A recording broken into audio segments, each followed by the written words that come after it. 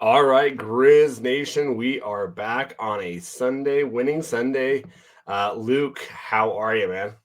Doing pretty good, Adam. It's nice to get the W, own the state of South Dakota, especially for me since I live in South Dakota, man. Yep. I was so pumped. It's like I haven't been that active on Twitter or X for a while after a game, and was enjoying myself. Not to mention all the Yote and Yote fans and other people. I was sending that little. So Brandon Webster had that our state, with the maroon and stuff. I was sending that to everybody. A few people didn't text me back, a few friends of mine. So, it's okay. I was kind of being a dick a little bit, I guess. But, it's all right. That was 250 burgers on 2 South Dakota teams, man. That's pretty dang awesome. That set my weekend for sure. Man. Yeah, that was awesome. I can't believe it. And we'll go into the logistics and what went down. But, man alive, this next game, guys, this is probably the biggest brawl of them all, right? The Super Brawl. Super Brawl. There's a lot of names going on right. There's Super Brawl. I've heard Brawl for It All, or Cat Griz 2.0, or Brawl 2.0. I like Super Brawl. I like Super Brawl, yeah. I like that one. So yep, that one's kind of cool.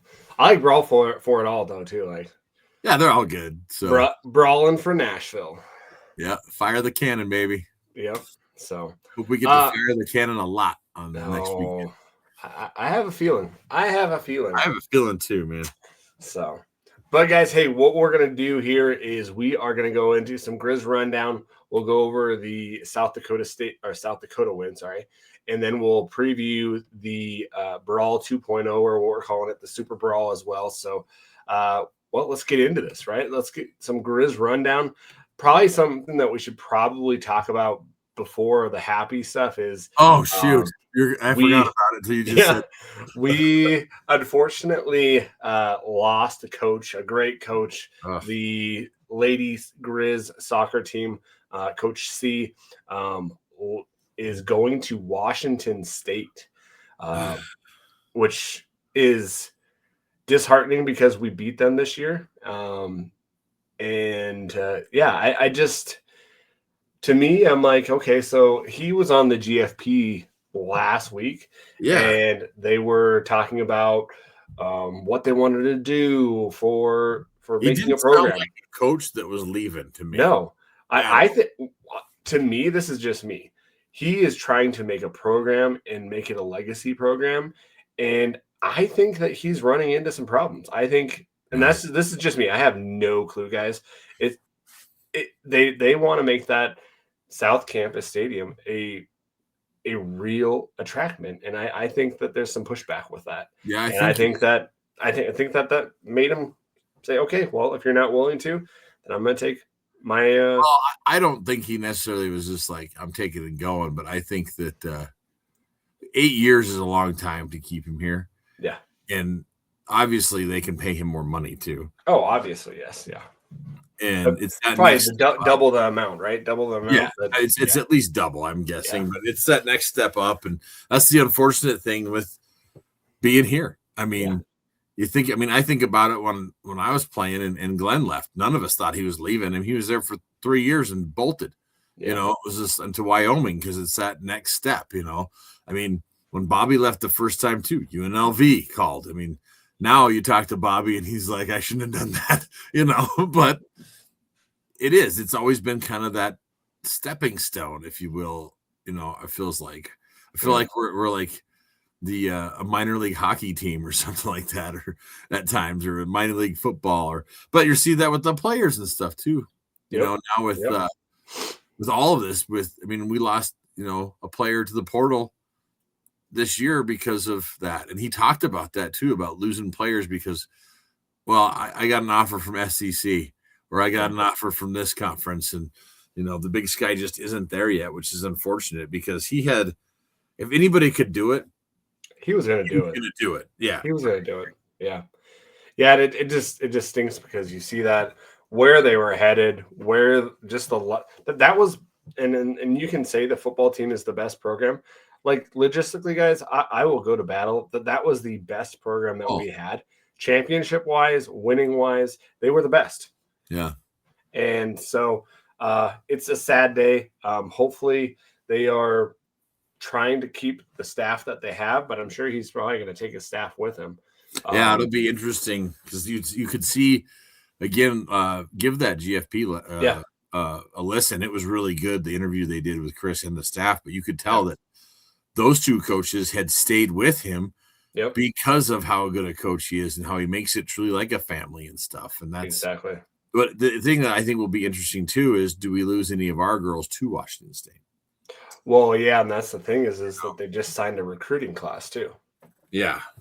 So when your coach leaves, then they are free to go as they come. So it's next year might not be a normal year for the Griz soccer team. The good thing is we get the tournament here no matter what, so that's positive. We do, yeah. But you're right; it could be. I mean, hopefully Kent is able to find another diamond in the rough like him. And get him. I really would. I'd love to see us give one of our assistants. That's what I was thinking. Either Ashley or Jay Landom. Either one of them, I think, would do great. I think so too. Yeah, I'd love to see that. Yeah, because then they know the program and what Chris was doing and how to keep replicating that and put their own spin on it too. And I think that would be the best one. But we'll see. I think so too. So sorry to sour note there, but let's go into some Griz basketball. Here we go. One thing I will say about Chris C, though, is appreciate everything that he did. Exactly. Our program, and wish him well. Like, I'll definitely be watching Wazoo soccer now just to see how he does. So, well, and if you've ever listened, you can go on to the GFP, but we also have a couple of interviews with him as well, guys. If you have not heard, go listen to the one that we have on ours. He's charismatic. He's infectious with what he wants to do. You listen to him talk and you just want to run through a wall. Yep. And I was just thinking the same thing before you said that. There's not that many people that have that ability to draw people near and just bring people together, and it was truly amazing to see that. So, but let's get into some men's basketball. They played this last Wednesday. They played Salish Kootenai 102-46. So that Salish Kootenai game was wild because the Thunderbird Motel caught on fire and the power went out. Oh no! Did you hear about this? No. Yeah, so the Thunderbird Motel caught on fire. Some breakers busted. The power went out everywhere over the whole campus and stuff. And so is that why they said that they practiced in the dark? Yeah. So like the football team was practicing in the dark too. That's what they were talking about. You heard Bobby's interview because the power went out. And then also, so on Wednesday too, they had to push the game. So here's the cool thing that happened though. So they had generator lights that came on in the lobby, right there in the Adams Center where you get ticket office and stuff. So the players all came out and started signing autographs for all the kids and stuff. And so they had like a player meet and greet and stuff before the game. And then the tip off just ended up, I think got pushed to it was at 7. I think it got pushed to 8:45 that night. Okay. But they still ended up getting the game in and everything. But a way to take like this negative thing and turn it into this positive fan interaction. I thought that was a great move on coach's part in the team. So that's awesome. I didn't hear that. So that's great. So they play this Wednesday, guys, against Montana Tech. So definitely go support the guys at Delberg Arena. You can also, if you're not able to attend, it's on ESPN Plus at 7:00. I always like when they play the Montana Tech and stuff like that. It's just nice to see that homegrown talent and to see those programs are not bad programs either. So no, a lot of times those games are pretty good for at least the first half and stuff. Yeah. So. Then Saturday, while we're in Los Angeles, they will be going to Louisville, Kentucky. Wow. To play Louisville Cardinals at 10:00. So definitely, if you guys want to watch that game, I don't know where you're going to be able to see that. Probably the SEC. Well, is Louisville ACC or SEC? I think they're ACC now, aren't they? They're ACC now too. Yeah, I think they are. I can't remember. Everybody's changed his conference so damn much. It's hard to keep track. I know, right? So that is the men. On the women's side, come on. Sorry, guys. You should be, Adam. I know, Mike. It's like going slow. Holy cow. Just like my brain here over here. Okay, so they have a little bit of time off. They have 10 days off until this next Tuesday. They go down to Houston, Texas. That is going to be on ESPN Plus. So it'll also be on the radio as well. 10 o'clock. That's an early game. That is an early game on a Tuesday. 10 a.m. I wonder why that. I think is it part of that classic? I think so. I think it's gotta be if it's the 10. It's got to be a part of that. Well, and then too, I think all the finals were this week for most colleges. So everybody's out of school. So that's probably why they're doing it then. Because I think most. I know the U, it was finals week because Botner was posting about that. Yep. Yeah, I think it's finals everywhere. So it's kind of that break, and they have these Christmas classics and stuff, and play at 10 o'clock. Yeah, and then they'll play Abilene Christian on Friday at 4:30, and then Saturday Tarleton State, and then they'll have that Christmas break off, and they'll start conference play on January 1st. There you go. So definitely go support them. You're probably gonna have to watch ESPN Plus. Except for Tarleton State's on the WAC TV. I don't know if you can get that, but Houston and the Abilene Christian are going to be on ESPN Plus. And they're all on K-Griz too. So they're all on yep. So also, if you don't have the varsity app, if you don't have K-Griz, I know I don't have K-Griz. I can get it on my computer, but I do the varsity app. It's awesome. So it's so easy. That's what I mean. And the cool thing about the varsity app that I found is like if you're a fan of any other teams, everybody's on there. Like you can find coverage on anybody. So the only thing that irritates me is every time I type in Montana, the neighbors pop up too. I know, right? Well, and you have to be really careful because they have both calls on there. So if this weekend, if you want to listen to the Brawl, the Super Brawl, we're gonna get. I wonder if YouTube's gonna light us up for saying that. What, Super Brawl? Yeah. Why? Because of the other SB word. Anyways, no, never mind. I'm blanking. I was like, well, Super Bowl? Yeah. This is the Super Brawl. Yeah. So, but anyways, I don't even know what I was saying. I thought you were talking about language or something like that. I'm like, how's that offensive? No. But that's all I have for the Griz rundown. Anything else that I'm forgetting?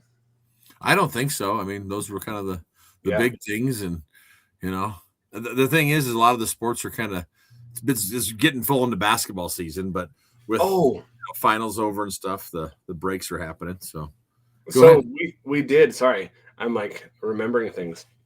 If you guys did not know, Michael Wortham got the all-purpose yardage for a season, right? Oh, he broke that. Yeah, he broke Mariani's record. Yep. Yeah, I took a picture of that. So that's awesome. Definitely great for him. We know that Brooks Davis is like 10 yards away from breaking the receiving yards for a freshman. Yeah, so it was Mark Mariani's 2008 all-purpose yards in single season. He broke that record. This weekend. And then I believe Gilman is 3 or 4 touchdowns away from breaking Reynolds, right? I believe so. I believe you're right. So, so we're talking stats here. So Sean Rainey posted this, and I was like, oh my God. Okay. So stats for Kaylee Ayat in his first playoff run as a full starter in 2 games. He's went 50 for 67 for 665 yards, 7 touchdowns, and 0 interceptions. 50 of 67. 50 of 67. What is that, like almost 80%? I'll do the math right now real quick. If I was my brother, I could do it in my head, but I can't. No, that's why I have a calculator on my phone. 75% basically. Wow. 74.62. Yeah. To my teacher in second grade that said I'd never have a calculator all the time. Yep. I don't know if it was Mrs. Turback. I think it was Mrs. Tribe, actually my third grade teacher, that told me that. And she never liked me anyway. So That's Cold awesome. Springs Elementary for those Cold Springsers out there from Missoula. That is awesome. That is awesome. Well, yeah. So there's some definitely some yardage being thrown around, some scores. Oh my This gosh. is another 50 burger on a team in the playoffs. It is awesome. It's just great to see because we're not used to this, right? No. Like this is usually our defense gets us to win games, and now it's just like think about like in 23. It was our defense against Furman that got us past it. It was our defense in overtime versus North Dakota State that got us, to the next level and stuff. I mean, it's just, this feels like, so I always go back to this, like 95, 96, the people that were around then and going to those games, they always talked about the playoffs and how our offenses would just dominate. And you'd look up and, there'd be like hardly any rushing yards or negative at times, and we'd just dominate. Well, this is what this feels like again. Yeah. It feels like that 95, 96 where we're just, 50 to 67 for 665 yards. Are you kidding me? I'm going to say it. I think he's better than his dad was when he was a sophomore. I'm just going to say it. I think he was. Okay. I think he is. I don't know. We went over those numbers, man. Like those are big numbers. But just huge. like as far as how he's controlling the offense and has slowed it down, the things he's doing, I'm just like, man, alive. Like the things he's doing. Yeah. Okay. Before we get into the game, I want to talk about something. Okay. If that's okay with you, I want to talk about one specific play. Yes. That happened. The play, and I can't wait to find out at QB Club. You should all join QB Club because guess what? Also, we get first dibs on the Brawl tickets tomorrow or on Monday as well. So join QB Club right now if you want. You want to make sure you get a ticket. But last week they did against South Dakota State. They did the Statue of Liberty, and we found out that play is called Freedom. Yep. This week they did the throw across the field to Michael Wortham. Michael Wortham throw back across the field to Eli Gilman. Eli, go ahead and run up the field a ways. Yeah. I can't wait to find out what the hell that play is called. Yeah. It was great that they asked him the post game, and Michael talked about it. And he's like, "Oh yeah, we've been running that since like the beginning." And then Bobby talked about they ran it in the spring even. Yeah. He even talked. He usually doesn't talk about stuff like that. Yep. But how fun was that, and how wide ass open was Eli? Oh my God! Like when they did that, I was just like, "What is he doing? Oh my gosh, it worked!" I'm like, "What?" And I showed my wife that and on the replays, and she's like, "Can they do that?" I'm like, "Yeah, they just did." That's what same here. I'm like, "You got to see this." I don't know what the hell just happened. I was like, "What the?" Yeah. And the weird thing was because like when they the first angle they show, it's an angle from farther down the field, and when he throws it so far across the field, it's hard to tell from that angle if it was because I thought he went forward pass, and I went, "Oh no, we can't do that," because it happened so fast I wasn't ready for it. Then as soon as they go back to the other angle that's right there, you can totally see he throws a backwards pass, and it goes back like 2 yards when Eli catches it and stuff. But that's rough. Everybody, the announcers, everybody. Yeah. That's the one thing. Like this game had some weird ass plays in it. Besides this one too. Well, So can we talk about the other one real quick too? The one that he's on the guy and he's everyone stops playing and they let him So forever this is going to be 52-15. That does not count. It's ridiculous. Because a couple things. Okay, so we've got him down. He has given himself up at that point. Like he stopped. His forward momentum has stopped, and he doesn't even get up the other direction. He gets up and goes back. our other players who were coming to jump on him all stop. I thought I heard whistles at first. I did too. Yeah. But everybody's stopping. The refs should have blown the damn whistle because he'd get. I mean, our guy had him. It's like, oh. So then after that, I was so fired up. I'm like, all right, fine, kill them all. Like, just you play past the whistle, and like even the announcer, Acho, he was like, yeah, you don't play to the first whistle, you play to the echo of the whistle. There you go. Like, I'm like, oh boy, someone's gonna get hurt out there. So I thought, I was like, because Bobby's gonna be like, all right, fine, if that's how we're gonna do it. You play past, Yeah. And I think also there's a South Dakota fans bitching about us putting that last score on. Yeah, stop us. That was our third string, Well, and I'm sorry, like we want a statement. And if you can't handle that and you're gonna be a whiny baby, then maybe you should go play somewhere else. Yeah, this is the playoffs. During the regular season, Bobby will take a knee. The playoffs, it's like, nope, we're rolling. Yeah. And these guys are fired up. And the third string, when they get in, you know how hard it would be. I mean, I couldn't take a knee. If you're all of a sudden you're playing hard, you're supposed to play hard, play through the whistle. And that's just it. After that little thing, it's like, okay, you play through everything. Don't stop. And that's where you get hurt is if you come up 50% up. So why would you do that? Like, heck, that's what we always said. Like, when you're playing defense, especially if you go half-ass it, that's when you get hurt. You have to go full bore all the time. Otherwise, you're going to get yourself hurt. Exactly. When you go full bore, you don't get yourself hurt. So. Sorry, I wanted to talk about those two plays just because the first one I loved. That one was just. I mean, they even showed that on Sports Center later that night. I was like. Yeah, I couldn't believe it. I was really surprised that our backwards pass didn't go on the top 10. I was kind of disappointed in that. Or Deck's punt return didn't go. That was the longest FCS playoff punt return ever. Really? And wow. It didn't make the top 10. Now, the cool thing was they did do a highlight of the game on Sports Center late night and showed all the highlights, showed all that stuff in the highlights and things like that. But yeah. That's crazy. Well, let's get into the whole game now. I just really wanted to talk about it. I've been dying to talk about it. Oh my gosh. Like, those were amazing plays. So let's get into this game, man, because holy cow, 52-22. A lot to talk about in this game. Like we said, the two plays that we kind of went over. If you're looking on this on YouTube, we go up 24-0.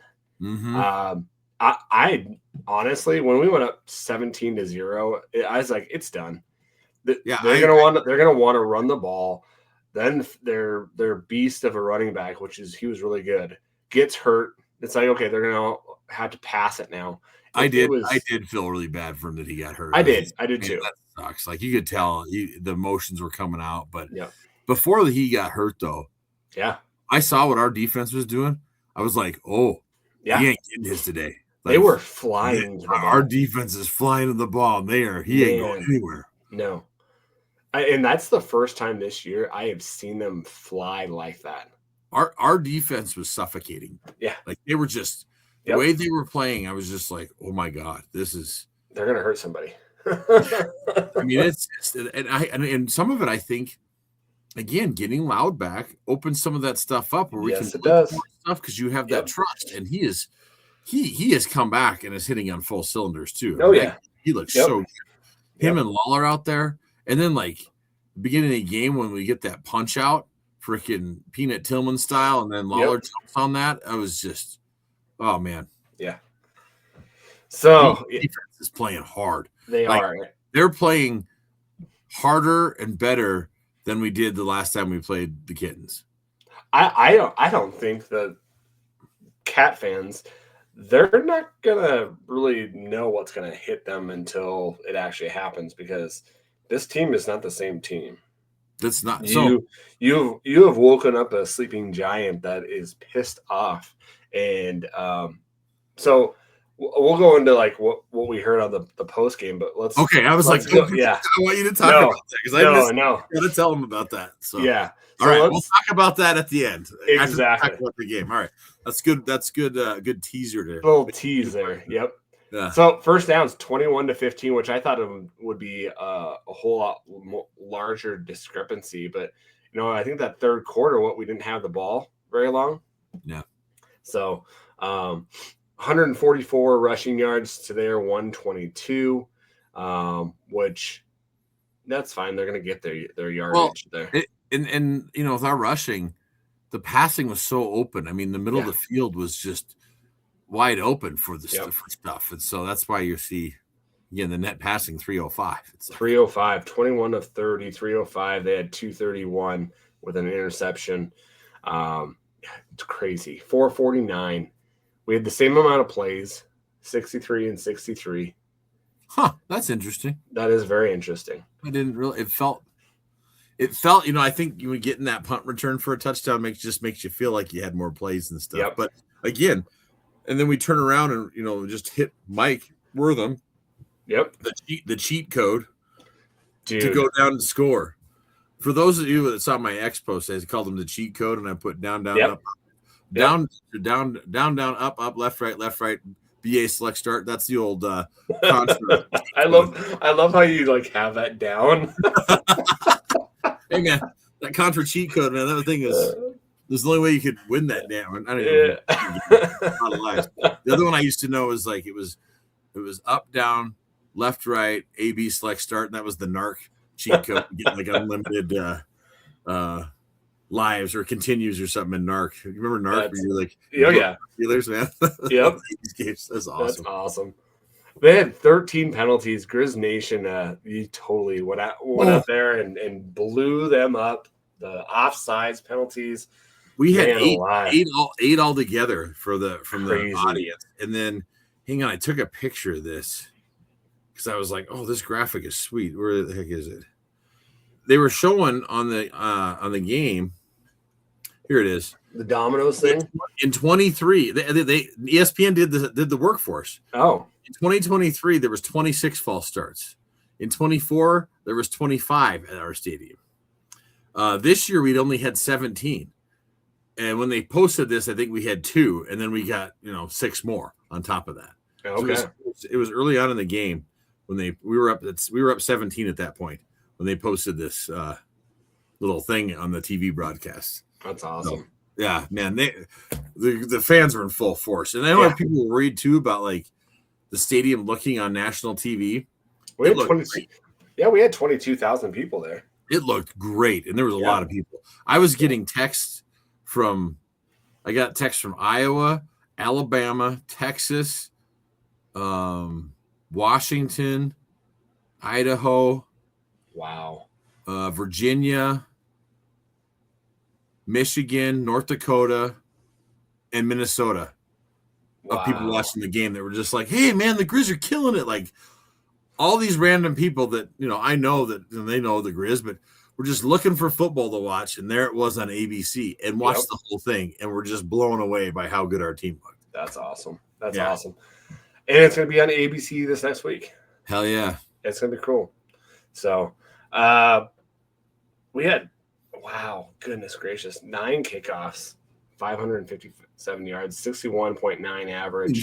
That means you're scoring a lot of points. That's a lot of points. Going down here, the one that third down, 7 of 12, 6 of 15 for them. We were 2 of 2 in the fourth down, 2 of 3 for them. Red zone, we were 5 of 5. Wow, goodness. That's a great stat to have. Yeah. 1 sack. 7 of 7 for PATs. They were 2 of 2, and 2-point conversions. They had 1, and we also had 1 field goal. So it's good to see that we're switched the field goal kicking up just to go with the hot hand, which is nice to see. So he's striking the ball well. He's doing good. He is. Let's go into some of the individual because man alive. Kaylee. Dang, man. 21 of 30, 305, 3 touchdowns. That's seeing the field, man. 0 sacks. Yep. That's a great stat to see, too. Bauman, 15 of 32, 231, 2 touchdowns, 1 interception, 1 sack. He was that kid's tough, man. He is. And, he does not like to run. He did just enough sometimes to get away from the sacks, which I really thought we would have. We got to him. We definitely got to him and made him not Not one that wanting to almost hear. fumbled that Solo got in and smashed. Oh my gosh! I mean, that guy's a terror. Oh my goodness. Oh, Phil, and I wonder how fired up he is to go get Lamston this week. Like Solo he's playing on even a different level than he was during the first Brawl. Oh yeah, that definitely. guy. And yeah, he's probably, and I think Houck said this, he's playing his best football probably in his career. Probably in his entire career right now. Yep. So LJ Phillips for them, 15 for 74 yards. He is a beast, man. Like, I can't believe, I guess they were saying in the broadcast that, he got hurt his senior year and didn't get recruited because of it. But man alive, he is a beast. Yeah, he's a heck of a player. And I hope I felt so bad for him that he couldn't finish the game, and you could tell he was very emotional about it, especially being a senior. Yep. But hope the best for that kid, and hopefully his injury is not too terrible. I think they said that he was in concussion protocol. Oh, was that what it was? Okay. That's what I thought I had heard. So Gilman had a really quiet game, 18 for 38 yards, but he did have a touchdown. I think that they kind of keyed on Gilman. And well, I know he has 18 carries, but I felt like, to me, it felt like he was a little banged up. Like watching him and stuff, I felt like he didn't have that full step. Yeah. And you even saw early they were putting Finoti and Jones in. Yep. Rocker was in there at times too. He still got his 18 carries, but it felt like they were playing the other guys too, just to spell him some more. Because it did feel to me like he wasn't 100% Eli, is what it felt like. No, I don't think they were. He was. But and then too, you didn't need him to have that huge game because what Michael was able to do with the center of the field being open and all the different stuff, and then Dak tacking on an extra one with the punt return. It's just like, shoot. Yep. And he did have, Wortham had 3 carries for 43 yards and a touchdown. So receiving 11 receptions for Wortham, 201 yards. 201. Isn't that amazing? Good Lord. Like that, he had a day. Like that record that Mariani put up in 08, I don't think anybody thought anybody ever touched that thing. And then here comes old Money Mike, man. If you look at this, if you're looking at this on YouTube, there's like 8 different guys that got catches here. Yeah. With Wortham getting 11 of them, but and Brooks should have had one too. That guy, that should have been PI. That was a total PI. All over Brooks. Yeah. And he doesn't hold him like that. Brooks flies by him and gets that catch, I'm sure. And so there was a lot of questionable calls. And that's again, so here's what bothers me. Let's talk about those refs real quick. Yeah. I'm not saying that they were terrible, but they weren't good. But they're pulling these refs from like the SoCon and the CAA, and they're not used to games like this. No. This is why I feel like in the playoffs, we should, especially right now, go get a Mountain West crew. Bring them over here. Well, there's only a couple games last week.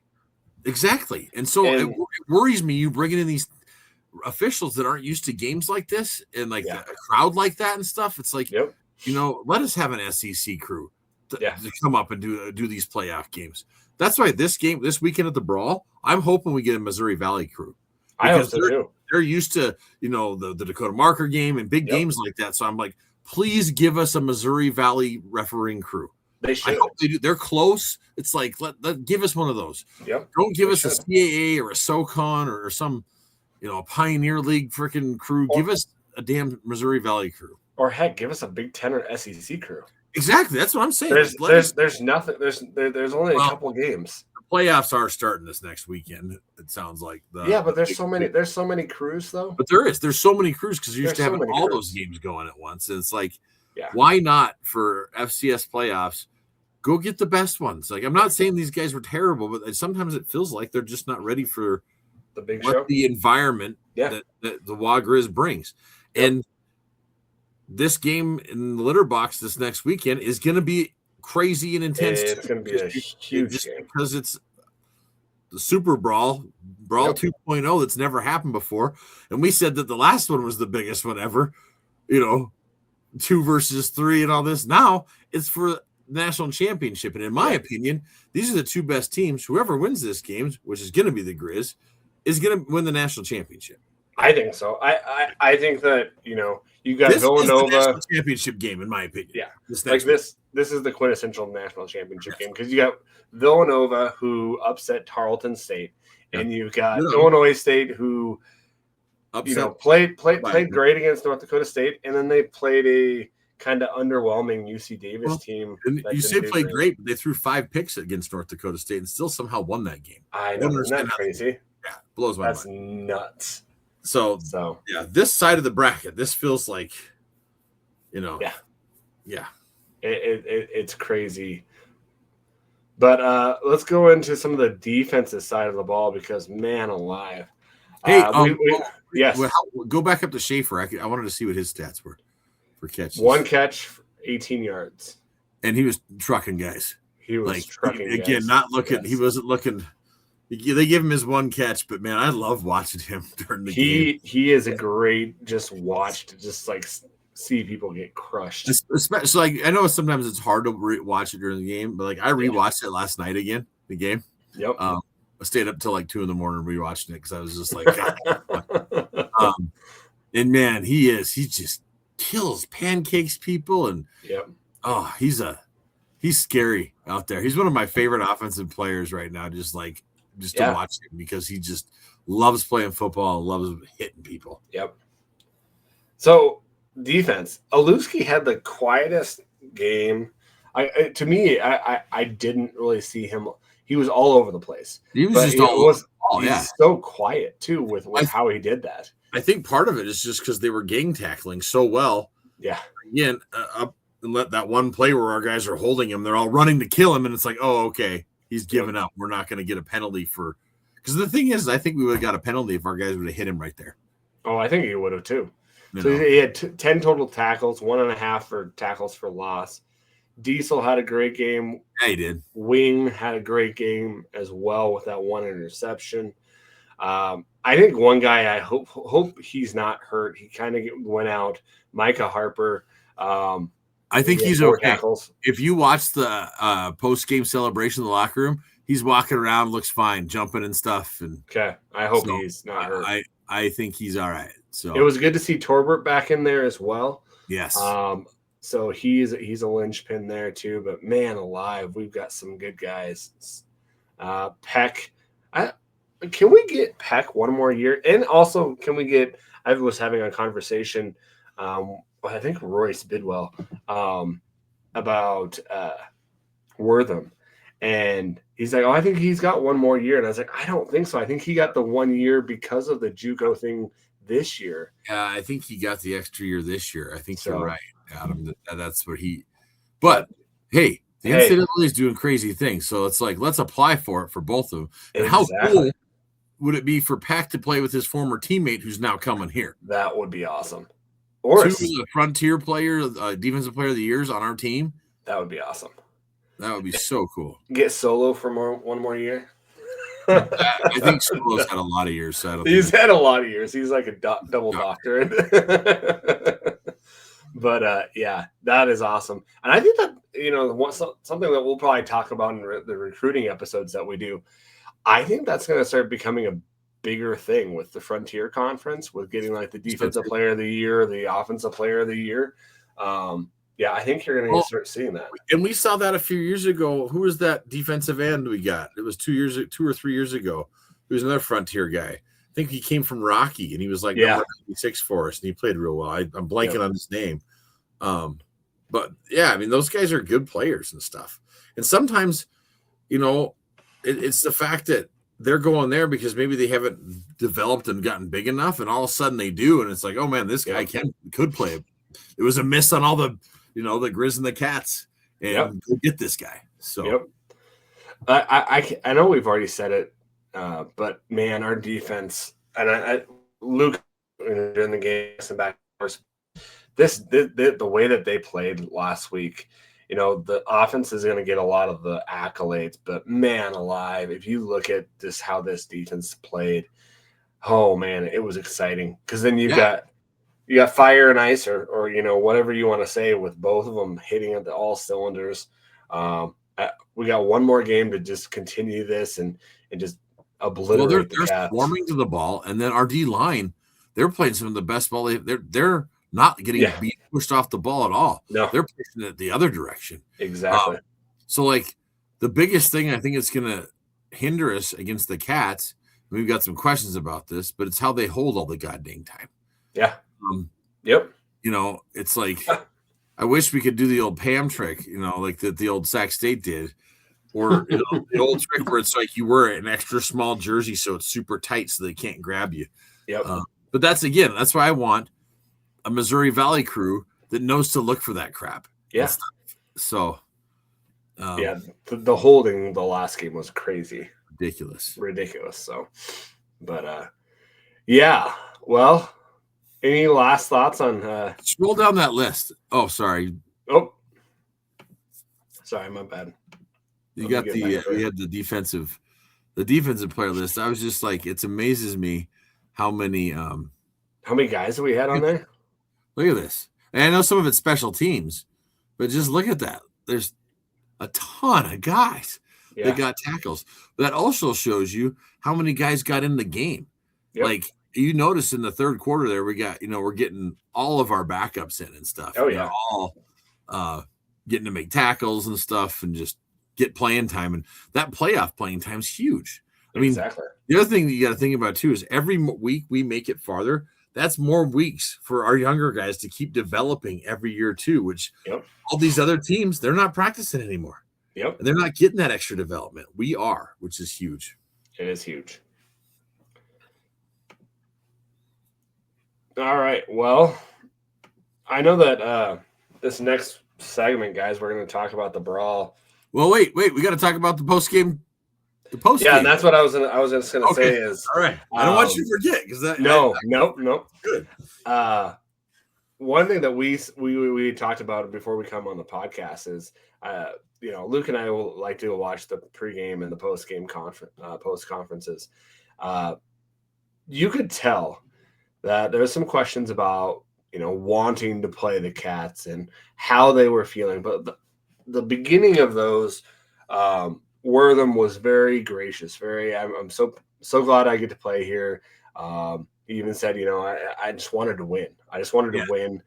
And then Bobby talking about the team and how much they're a team and how much they love those guys. Loves them, and it's the opposite of what you're seeing over there across the border, or exactly across the divide there, where it's infighting and all this BS. This team, that's the one thing I noticed against the last two games against South Dakota. These guys love playing for each other. Yes, they do. Like when Bobby says, and like the players say, well, we don't care who gets the stats. They don't. No. They get so excited when their teammate scores, and they just want to win together. And there's such a camaraderie there that so much more than we saw last year. It's just it's so refreshing to see how much they love playing with each other. And then the surprising part to me is with all the transfers. Like how fast they just bought in and said, "No, man, we are the Montana Grizzlies, and we are, a family." It's amazing. But you go ahead, man. Now, So one of the things that I saw is, you go from that, and then they start asking next week questions, right? You get what you want. You get to play the Cats, and body language and facial expressions change. It went from happy, I'm glad I'm here, I love the guys, to Wortham and Aluski, who was there, like straight face, rocking back and forth, like just getting their hands like that. Then they said, "We want these guys. We've got something to prove." This is gonna be a brutal game. They feel like they let one go last time this team's played, and I don't think that's going to happen again. No matter if you're in the litter box, wherever this game is being played, this is going to be a different game. It's hard to beat a team twice in a year. Yep. Which there's other people like, well, I'm like, just ask North Dakota State, who's sitting on the couch. Yep. how hard it is to beat a team twice. Yeah. Yep. And a game, I agree, that it felt like we let it go. We had that game. We made some mistakes. Yep. It sucks. We lost. But it feels like we learned a whole bunch from that, because then we came out and we're putting 50 burgers on 2 very good South Dakota schools from the Missouri Valley, which we happen to be 4-0 against the Missouri Valley. Yep. How many people can say that? Against a South Dakota State team who had their quarterback back, the same type of team that the Cats played and went to overtime with in Bozeman. Yeah. We beat the piss out of them. And yes, the quarterback was hurt, but they had their all-star quarterback back, guys. He was back, and he was back. He was playing good football.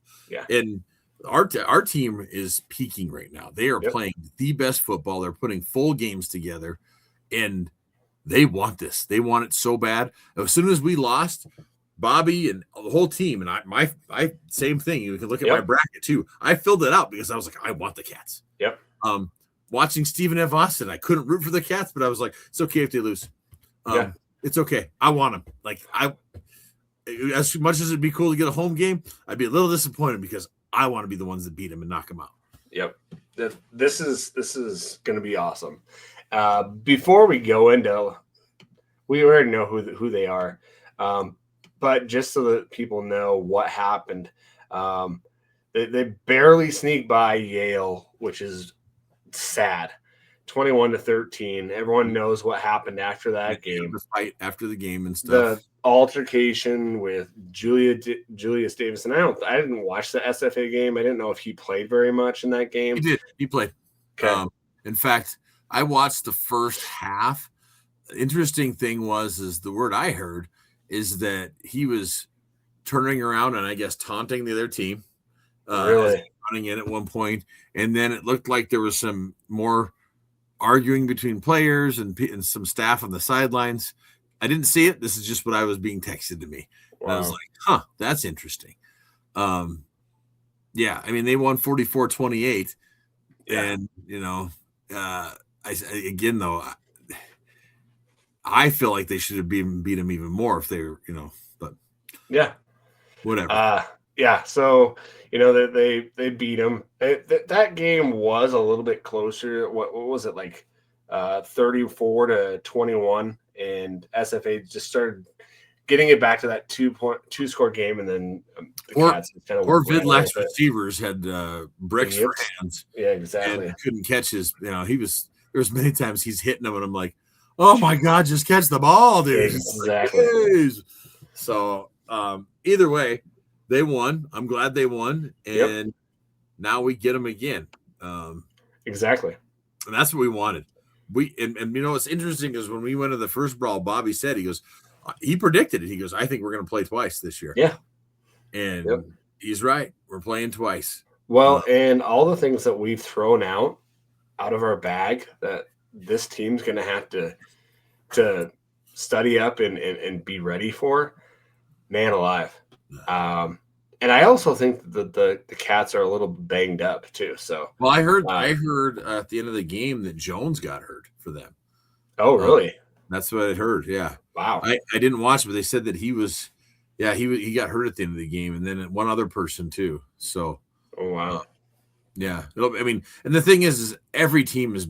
I mean, this is banged up. Yeah. When you get to this point in the season, it's a game of attrition, and it's like, who's the least banged up and stuff. And that's why, again, I'm glad that they pulled Ayat and put Jensen in. And, and luckily, we have a good rotation. And right now, as much as I bitched about us rotating centers and offensive line, maybe it helped us. How we played 3 centers again in this game, I noticed. So, that rotation does keep guys fresh, especially with the brutal no bye week season that we had. That's crazy. And then we get the bye after the Cat game, heal up, and we've been hitting on all cylinders, playing very well, playing very good football. Our defense is playing out of their minds right now. And that's, if I'm the offense for Montana State, I'd be a little nervous. Between Solo and the rest of this damn defense, they're going to take your head off. And we get Loud back. Yeah. So we went over the beginning of the year, and I hope I'm remembering this right. And I know if I'm not, I think people will remind me. I if I'm remembering right, wasn't it Villanova and us that were the only teams that started late? Yeah, I think it was.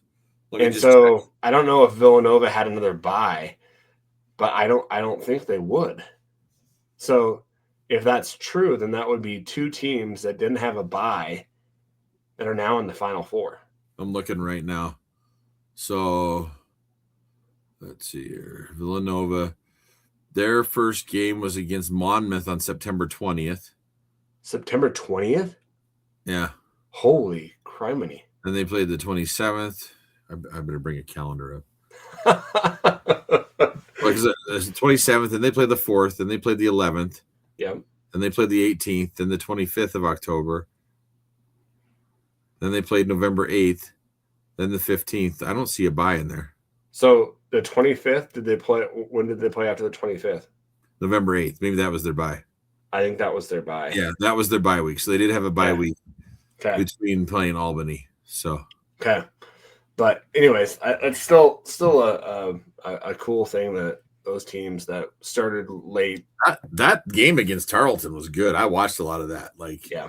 The Tarleton had them, and then sorry. Did you hear the rumor? Did you hear the rumor that Tarleton State's one of their leading wide receivers entered the portal at halftime of that game? What? How can you do that? I don't. I did not hear that rumor. So okay, so I was hearing that he was sitting out and he entered the portal. Okay, well, if he was sitting out, then maybe he could. I thought you were saying he was playing, and it was like, what? No, that's what I heard. I don't know, and don't quote me on that, but that's what I was hearing. Possible. It's wild though on that side of the bracket. Now Villanova, who was just on the road, gets a home game. Isn't that nuts? It's so wild. And then poor Illinois State, man, they are road warriors. Like they are. Oh man. Yeah.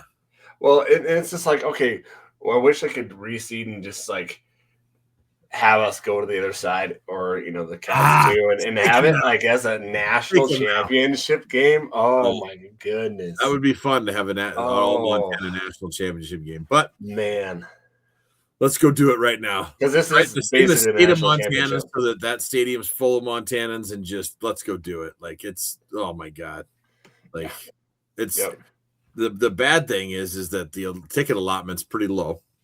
Is it really?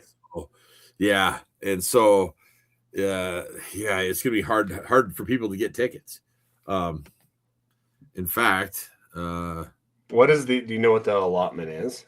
I haven't heard what the allotment is, but here I'm going to give this out to everybody so that they know.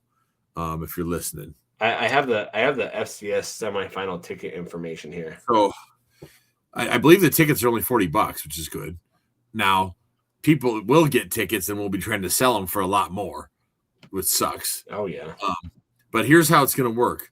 If you're a QB club member, a part of Don Reed Society, a club, or a suite ticket holder, you are going to get an email at 8:30 tomorrow morning with a code to go to GrizTix and get tickets at 9 a.m. is when they go on sale. And then if you're a GSA member, at 11:30 tomorrow, you're going to get a code also. And then at noon, GSA members will have access. And then on Tuesday, if you're a season ticket holder for the Grizz, at 8:30 in the morning, you're going to get a code. And at 9 a.m. on Tuesday, what's left, you'll have access to. And then later on in the day at 12 p.m., it's going to go open to the general public. They're already saying that it's probably not going to make it that far. Wow. The one positive thing is that each member, when they go to buy tickets, if you're a QB club or whatever, you're only allowed up to 4 tickets. So, if you don't, here's my plug. If you don't need 4 and you only need 2, just buy 2. If you just need 1, just buy 1. Get the allotment that you need. Or if you're a QB club member and you need 4 because you got some friends, then that's fine. Get all 4 and go get them, whatever. But it's make sure you're selling to other Grizz fans.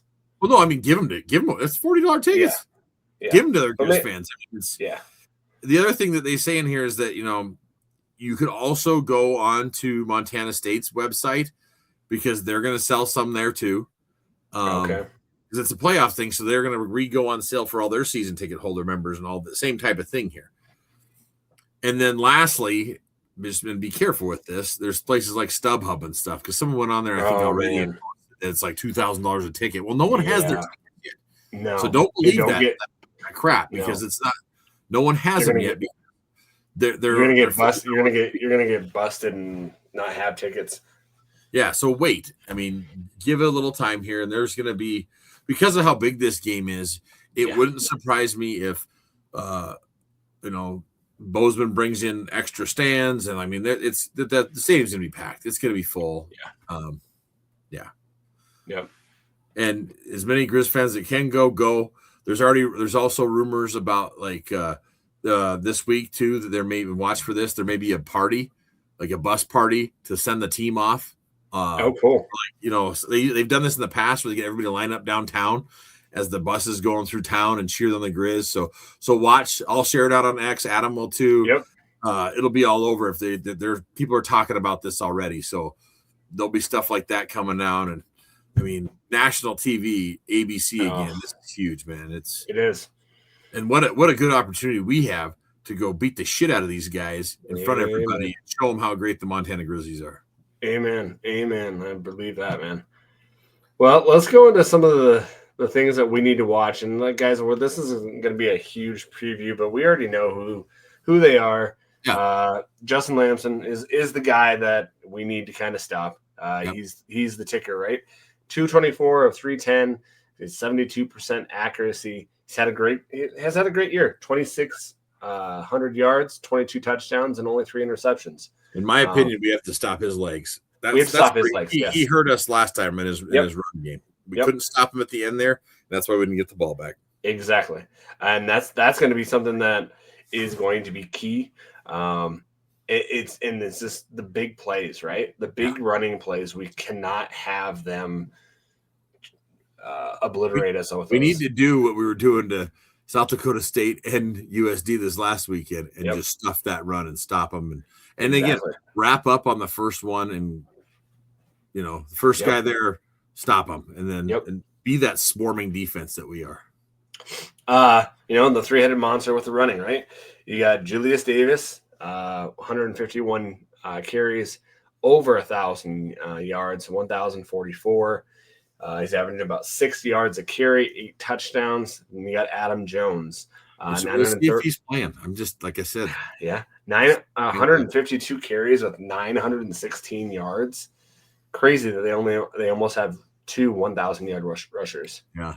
They love running the ball. 13 touchdowns. And then you got Justin Lamson, their quarterback, right?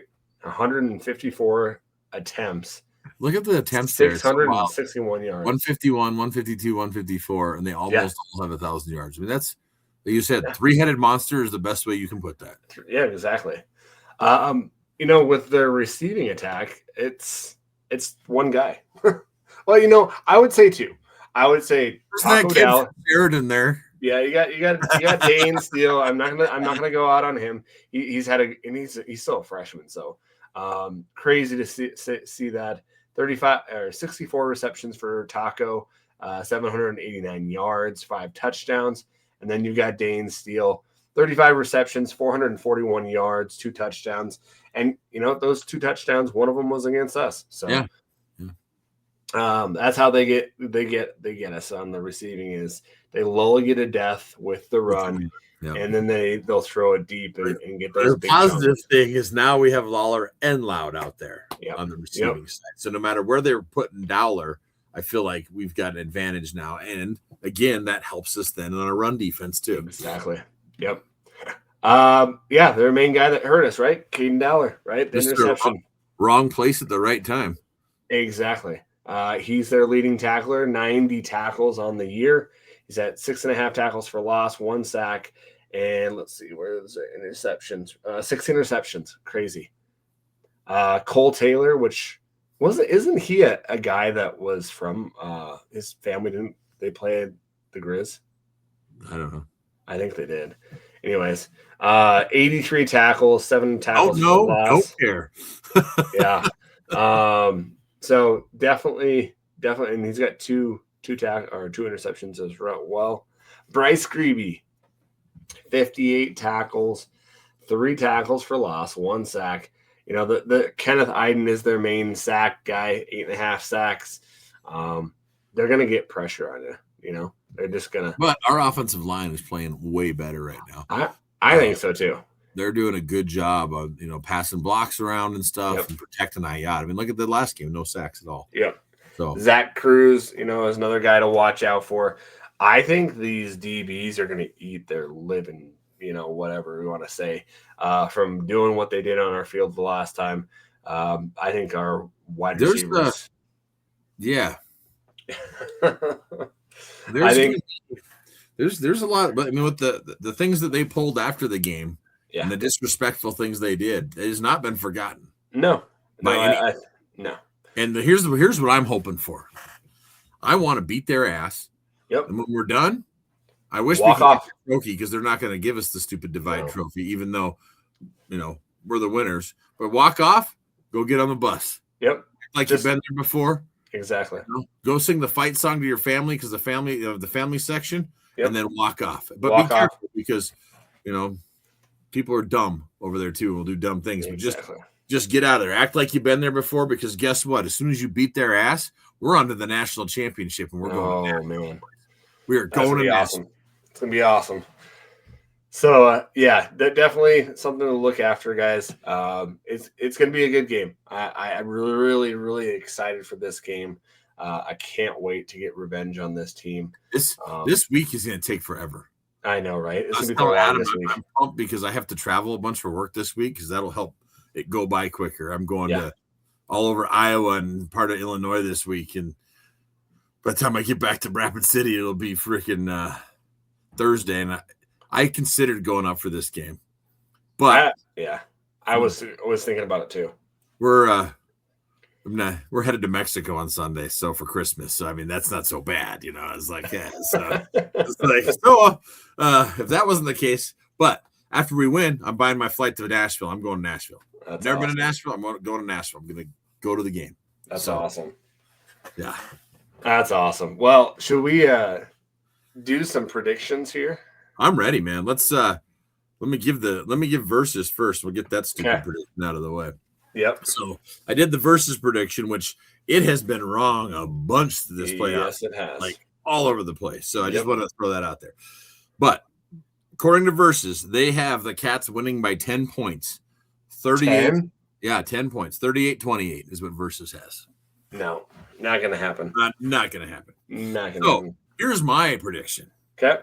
I've got the Griz winning 42-24. Oh, you got to be kidding me. 42-24. Mine's 42-28. There you go. All right. Hey, I like it. So that's crazy. We're very, very close. We're very close. So my opinion is, with this, we can hold them under 30 points. That's why I like your score too. Yep. We hold the Cats under 30 points, we're going to win. And if we score over 30 points, we're winning. I think that threshold. Yeah, I think that 35 is the where that threshold is for our offense. If we score 35 points, we're golden. But our team is so pissed about what happened. Oh yeah. It felt like it was stolen from them, and they know, that. I mean, and the Cats do too. Yeah. What this game means, bigger than last time. Last time it was a number 2 seed in the Big Sky Conference Championship. This time it's a chance to win a national championship. Yep. Like I said, I believe in my heart that the winner of this game will win the national championship. These are the 2 best teams that are left in college, FCS college football, and they're playing next weekend in shitty Los Angeles, but they're going to play there, play the game, and the Griz are going to come out victorious. No, we're going to go there and we're going to beat their ass, and we're going to head to Nashville. Exactly, man. I wish I could be at the game. I was going to try to, but there's just no way that I can do it. So, but yeah, there's a lot of Griz fans going. I've been getting texts from a lot of different people. That's awesome. That are heading over and stuff they're going to be at the game. So it's there should be a pretty good contingency of Griz fans. There's always going to be a ton of Cat fans there. Oh yeah. My advice will just be smart. That was another reason why I was thinking maybe I shouldn't go, because I almost got into a little bit at our home, and I'm just like, man, you know, sometimes I get a little hot, get a little emotional, and if one of them give me a little shove or someone spit on me, that might be it. So, yeah, it's gonna be awesome. Like I cannot wait. I'm curious to see who they pick to call the game and stuff too, because it's huge. I hope Acho and those guys do it again. They did great last weekend. Yeah, well, I know that they can't do the guys that did it all year long because I think Scripps had them, but yeah, it's an ABC. Yeah, but I'd love to see Acho come back. I mean, I think that crew last weekend, or you know, it'll be interesting to see who we get. But yeah. I thought it was funny that Acho wasn't wearing socks. He was trying to be tough. It's like I thought the ESPN guys would be in the booth. They were outside on the roof. That's awesome. The game. I was like, that's cool as hell. They loved it. Like it's so fun to me too when we get like these different announcers or people that have never been to Wagriz. Yep. And they come and they see it. Yeah. And it's like, oh my gosh, what is this? Like it's just it's so neat that they could, because they hear about it, the mystique and the mecca of the FCS, and then they come and they're like, yeah, these 20 some thousand people are super loud. I mean, they were blown away by the false starts and how loud the crowd was and how they're into it. And like they were talking about it on the thing, like, oh my God, they're so smart. They're quiet now. They're on offense. This is a smart crowd. Our fans are smart. We know our football. It's great. That's awesome. Yeah, I can't wait. And we got what, 6 days? Oh my gosh. Yeah, it's gonna be too long 6 days. And man, the Cat fans, I think, are nervous. And because of that, they are out there just being trolls and talking and and this is what I think. I think what's gonna bite them in the butt is they're gonna play a little bit tight and not lose on their home field. They're playing. They're going to be playing not to lose, and we're going to be playing to win. And we're just going to go in there firing and just play loose and firing and just smashing heads. And I think that's gonna come out to us to be a winner. We're playing with house money. We got nothing to lose. Exactly. The fact that there's going to be a week's worth of, hey, the Cats are favored. The Cats are favored. The Cats are favored. Bobby's going to use that. Just like last week, they show the Cats. So there's a graphic that came out, it's hilarious, these graphics, because they had predicted the chances of winning the national championship. 49% was the Cats. Yeah. The next was Tarleton. Well, where are they at now? Yeah. They're sitting at the they're not here anymore. Yeah. And we had a 9% chance. Huh. And we just blew out another Missouri Valley team. Yep. That's why, metrics and stuff, like the stupid Versus app, whatever, man. Exactly. This team is so fired up. To your point, like I'm going to go rewatch that conference, the press conference. Yes. Because like I wasn't really paying attention to it. I was listening to it and kind of looking up at other things and just listening. But I want to see him, like the focus and stuff. Like the focus and the body language and just the facial expressions. If you don't pay attention to it, like you can miss it, but it definitely changes. Yeah. So and even Bobby said, we're going to celebrate this one tonight. I guarantee you they all went and we're already working on it. Like they're this is, it's, so there's a countdown clock in the locker room. I hope that they can, because as soon as, the game was over, they set it for the next brawl. Well, it's this weekend, so I hope they can modify the countdown clock again so it shows that. Well, and, the Cats had a day ahead of us. So it'll be interesting to see how that plays out. I don't think that matters a damn bit. Like I don't think so either. It was a late game. The only thing it gave them was them the ability to watch our game and see how swarming our defense was on Saturday. Because like Bobby said, they've talked about this, the players. It doesn't matter what week it is. It's the same for us. Like it's the same routine. It's always the same. So it's got to be because you want to keep that consistency and stuff and just it's the same. You do the same things and prep the same. And that way you get the results that we're getting. Yep.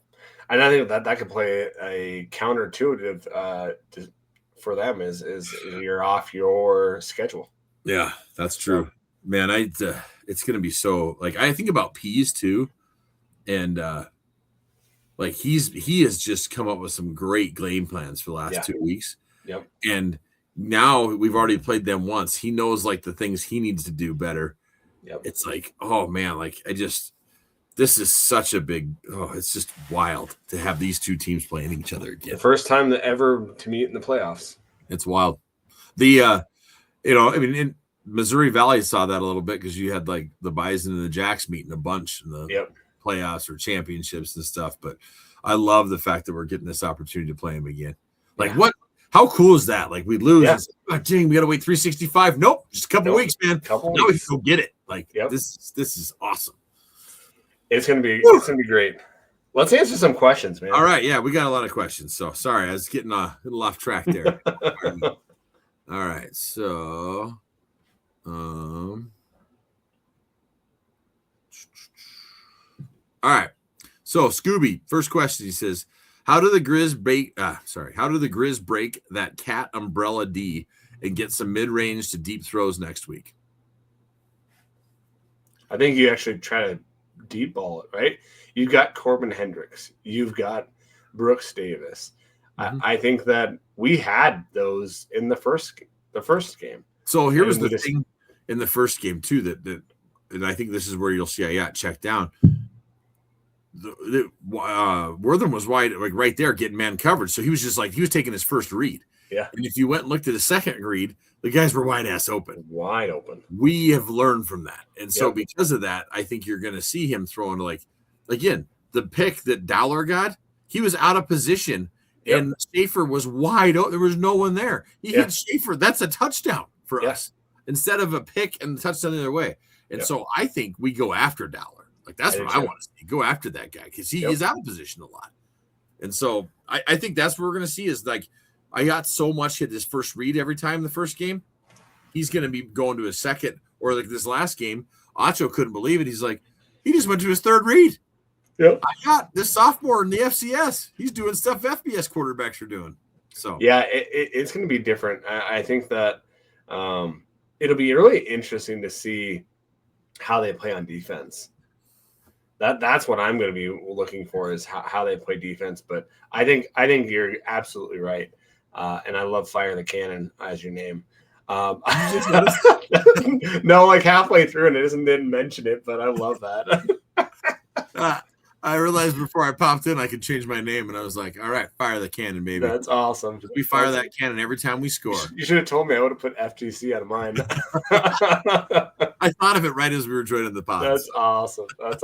Yeah, for those of you that are not on YouTube, it shows our names on the bottom, and I changed mine from Leighlou Rouns to Fire the Cannon. Because we're not feeding the children this week. We're firing the cannon. Exactly. All right, next. Well, not a question. This is from Brandon Webster. And Brandon, man, shout out to you and your sign game. I can't wait to see what he's got for this week. He better be going to that game. He's working on it. So I'm helping him a little bit here to try to get some tickets for him. Okay. But Brandon's been kind of sharing some ideas and stuff for the game. And it is on the money.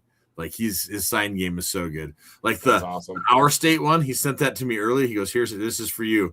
So you can use it after the game. And by God, as soon as the game was over, I was sending that to every Jack and that's awesome. Both Jack and Yote fan in our state that I know from South Dakota. And I kind of want to get a sticker made and put it in my truck. Oh, that would be awesome. As I'm driving around South Dakota. That would be awesome. But he said a statement. He goes, you better come to Bozeman. He was talking to both of us. He knows I'm not coming. I thought you might be, but I was gonna try, but there's some things I got to get done that are not going to allow me to. I get it. I totally get it. We got, unfortunately, lots of life. Life still goes on and things like that. Yeah. All right. Next is from Montana Mulshay, down in Georgia. Actually, my folks are down in Georgia right now at a wedding. So nice. He goes 2 down, 2 more to go. The return of Loud is going to make a difference in this next game, I believe. Yep. I really think the last 2 games, the Cats' discipline has been poor enough. We can ruffle their fur, stop the run, smoke their QB every chance we get. Let's meet in Nashville, FTC. Hell yeah, Shay. Yes. I'm ready, man. He's got me all fired up, man. I don't think Lamson's ready to see what our defense is going to unleash on him. Yeah. I don't think he saw it last game. I think he's going to see it this game. I felt like, so here's what I want to say this. I felt like the first game, we were playing not to lose. Like we played tentative and like, hey, we just want to not lose this game. We got to just don't make mistakes. And we didn't blitz. So yeah, and now that we have Loud back, to his point, I think we're going to be playing with our hair on fire, and we're going to ruffle their fur, Exactly. and especially because they haven't been very disciplined, it seems like, and there's been some infighting. Yep. I think we can play that, talk the smack, do all that. And Bobby's always saying, he's like, if anybody wants to start talking, our boys are the best at it. Yeah. And talk it and then walk away. I mean, exactly. As you saw, if you're watching, I'm going to bring this up, forgot to talk about it. So in the USD game, we kicked the ball off to their returner. Yep. He, waves the flag, doesn't do it. Our guys run by him and I'll say a little something to him. Mm-hmm. The very next one, he goes and tries to catch it and muffs it and stuff. And it's all over the place. I guarantee you our guys were saying a little something about, oh, you're afraid to catch the ball. They're just chirping. Yep. And it can get in people's heads. And I love it. Like, oh, yeah. Great comment. Let's see here. Oh, who posted this? There's a new account out there on X. Hang on, let me find it real quick. It's like a new Bobby Houck account. Oh, it's the fake parody one, or yeah. It's like brand new. What the heck? Oh, Bobby MF and Houck at FTC Bobby 37. This guy just started his thing because he's only following 74 and he's got 32 followers. But the first thing he posted, and you'll see it up in the left hand, so we stole it from him. So thank you. We're borrowing it for Leighlou borrowed it for her artwork this week. But it's the skull and crossbones state of Montana flag. Yep, it's badass. But I don't know who started it. They just started it just this week, 2 days ago. Maybe it is Bobby. Here's the best thing. He started it 2 days ago, and his first post was, Frank Gagola is blocked. He blocked Frank. Just like, hell yeah. Like,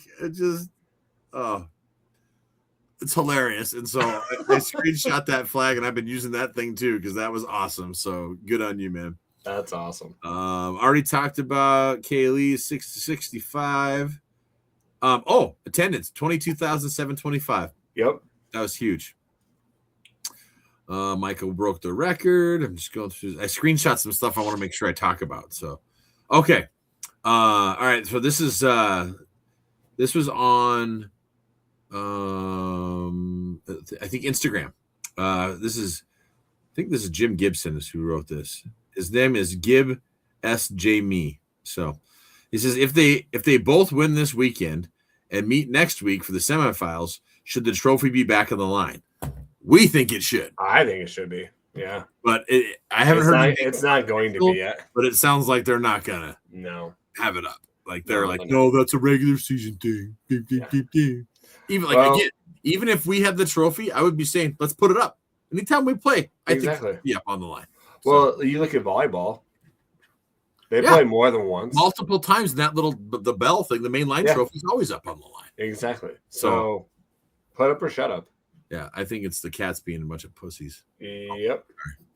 This is another word for a cat, right? Yeah, it's another word for a cat. Okay. Oh, so I'm going to bring the Rainey shared this. So Montana Sportsbook has got us, minus 5.5 right now. Is what he's sharing. Or the Cats minus 5.5. We're plus 5.5. Plus 5.5. So again, that's you get 3 for being home. So they're saying 2.5 points is what right now. But the Cats are favored at the moment. Okay, that'd be interesting to see what that does. Yeah, and that's why I wanted to bring it up because it'll move. He said last time, MSU opened it as 2.5 favorites in Missoula, and it closed at 6.5. Okay, it closed. So according to Sportsbook Montana. Huh. So is that what he's thinking that it's going to increase then? He doesn't know. He just says it's going to be interesting to see what it does, where it moves the stuff. Okay. So interesting. All right, Scooby's got another one. He says, seems these teams forgot how good Loud is. Not the same D. No, a lot more flexibility in the scheme right now. Yep, and we've been saying that all year. Yeah, we've been saying just wait till he comes back. It changes our defense. When you have two cornerbacks that can lock down and you let everybody else go free, it's going to be different. And that's why, you and I were both saying, like, oh, we hope we get him back for the Cat game. We were hoping because of the fact that, he does make such a big difference. But we saved his red shirt, so I think that's huge too. Yep. Okay. This next one, I just wanted to let's see here. Where is it? This guy named Trent Singer. He's from Sioux Falls. He came to the game and put this article out about Washington Grizzly. It's really good. Oh, awesome. If you go on X and find him, you can find it there. Or if you go to Google Sioux Falls Live, his article's on there. And he talks about the stadium. He was in here. I just want to read a little bit of it. It was really cool. He says, the final tally of 22,725 fans, the largest crowd of this year's FCS playoffs, made for a deafening environment for the visiting Coyotes, who were whistled for 8 false starts throughout the contest. But the scene itself was unlike anything I'd ever experienced at a college football game. Earlier, he talked about how he used to go to SEC games. Wow. And he was saying this. I'm going to read one more little part of this. Yeah, no very well written. You guys go read the whole article, but I really like this. He said, in an era where college football feels increasingly transactional, Montana's home field aura serves as a reminder of what still makes the sport special. The future of the FCS may be uncertain, but on a crisp December afternoon in Missoula with 22,725 voices echoing off the mountains, it felt very much alive. And if you've never made the pilgrimage, Houck made it simple. If you don't know what's here, you just haven't been paying attention. That's awesome. So cool. The whole article is very well written by Trent Singer. Go check him out. Give him a follow on X. He's puts out a lot of good stuff. That's awesome. Yeah. So, and then part of that too, Kiddo's dad at Cristo Caprio, he says, take a gander at this. Trent was, we were so glad you made the trip over. Thank you for your kind words. He tagged a bunch of us in that. I think he tagged you, Fight On too. Oh, nice. That article, because it's just, and I shared it too. So if it's out there, check it out. But yeah. In fact, I think he was at the press box today trying to catch some National Football League. So that's awesome. All right. Oh, hey, we forgot to do this. What's that? I looked up the simulation for Illinois State. I was curious. Who do you have for that game? I think it's going to be Illinois State. I agree. I still think Missouri Valley over CAA. Yeah. I think it'll be a close one just because I think Villanova at home, but I think Illinois State pulls it off. I do too. I mean, even though they've been road warriors, but they've been doing it. And so I think they're going to continue. And so I think you're going to see a semifinal where both road teams win. Yeah. That's what I think is going to happen. I think so too. According to our friends at Versus, though, they have Villanova winning 26-24. So we'll see. Wow. There are some Grizz fans out there. Actually, shout out Jody Cast. She's like, I'm hoping we get to play Villanova so we can beat them after they beat us in the national championship. 2009, revenge. Exactly. That national championship game still haunts me because it's shit. We had that game. Little revenge game. Oh my gosh. So the cool thing is our game is on 2 p.m. on ABC, and then after our game though, that's when the night game is Nova and Illinois State. So on ESPN2. Really? Yeah. That's at 5:30 is when that game starts. So okay. Well, and there's going to be a lot of football on because Friday, Saturday is the start of the national playoffs too. Yep. So all right. So my man Griff, he had a question as well. He says not really a question, but he goes, he wanted to give a shout out to Matan, number 76, who got a penalty for sticking up for Gilman. And I had missed I didn't see it. I said, man, I love that Matan does. Anytime old linemen do, I go, when did it happen? So Griff went on to help me out here. I appreciate you, Griff. He said, if you go back in the game, beginning of the fourth quarter at 13:33, number 52 of South Dakota had Gilman down and was getting rough with him like even though the whistle had blown and Gilman was down and he kept pushing Gilman down as he was trying to get up to hurt him and was in his face, and Matan ran over and pushed him off Gilman and got into number 52 but got a penalty flag. So I missed that. Like but I will admit, like the last end of the fourth, I was actually watching it from a hockey game. So because we had teddy bear toss, which we ended up having like 4,900 teddy bears. Holy cow, that's a lot of teddy bears. All going to the local community. Wow, so that's awesome. So it was pretty cool. But even on my rewatch, I didn't notice it. Of course, I was celebrating, so a couple of bourbons too. But yeah. All right, Jay Larson. He got a question for us. He says, what can our guys do to make sure their jerseys cannot be pulled on, or held? Do we need a new design that is like tighter spandex? Because the Grizz players are held an absolute ridiculous amount and it's never called. I almost feel like the refs are like just not calling it this year as much. Like, you know what they should do is they should make those, like, you know, back in the day when we were kids, the breakaway pants. Oh yeah, I still have the breakaway jerseys. It's like rip it off and be like, "What the heck happened to my jersey, man?" Shredding it right off. Yeah. Earl Campbell style. You ever see that clip from Earl Campbell? Yep. Tackle, he just pulls out of his jersey. Yeah, yeah. Like a lot of defensive linemen. Like I know what we would used to do is like we would never wear bigger jerseys. Like they would always get our jerseys like a size smaller, 2 sizes smaller. And so, like, you get them over your pads, you just pull those damn things on because you wanted them super tight. Yeah. So offensive linemen couldn't get a hold of your damn jersey because they usually call out when you're out on your shoulders and you're pulling the jersey, but they're taught to get their hands right on your chest plate and grab a hold of everything in there and hold them. As long as they're in there, they ain't going to call it. The bad thing is our guys are getting them turned, and you can see the pull, and they're still not calling. Oh, and it's even around their neck. I would say if I'm Houck, I'm going up to the officials right before the game. As soon as he finds out who they are, let them know. Well, just let them know, even be right before the game. Say, hey, the last game that we had, they didn't watch this. You better watch this. Yeah. And knowing Houck, he'll be like, call it both ways. If we're holding, call it on us too. Yeah. But they are holding all the time. Like, you saw it against Stephen F. Austin even. They were holding constantly. Yep. And honestly, I don't think they're going to call it. I think it's this year they have a tendency of letting that go, and I don't know why. Yeah, I don't. It seems it's just similar like with a lot of the hand fighting with the receivers and the DBs. Yep, they're letting a lot of that, which I'm okay with a lot of that. I like that if they're both hand fighting, I say let it go. If it's egregious though, or like they're pulling their jersey, then you should make the call. Exactly. Okay, this is Nelson at Nelson Big Sam 94. He just says, big fan of the podcast. His question was this, and I wanted to bring it up because it's a good point. He goes, I didn't know if you could answer this, but with ticket prices in Bozeman, will they be like the playoff prices, or should I be looking forward to $40 tickets? Well, because it's an NCAA event, there'll be $40 tickets. Yeah, if you can get a hold of one of those ones. Exactly.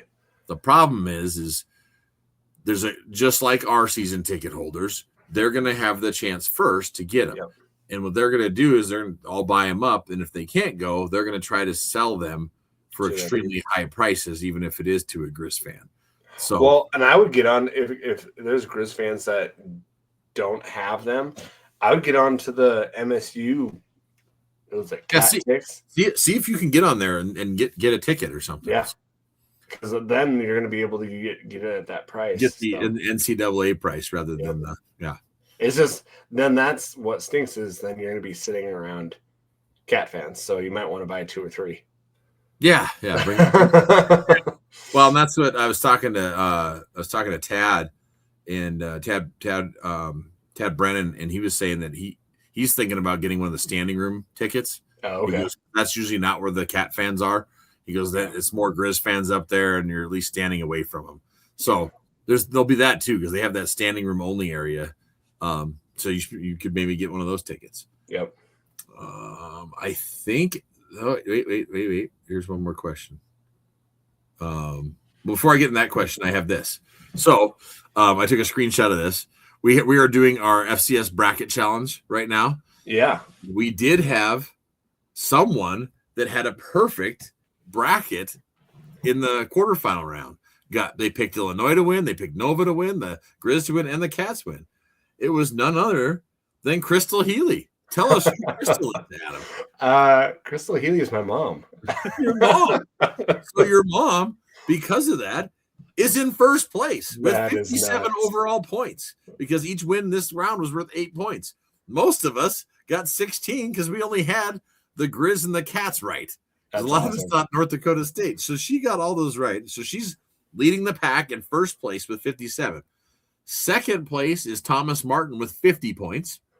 And then there's a bunch of us in third. Myself, Clayton, Peyton Child, and you.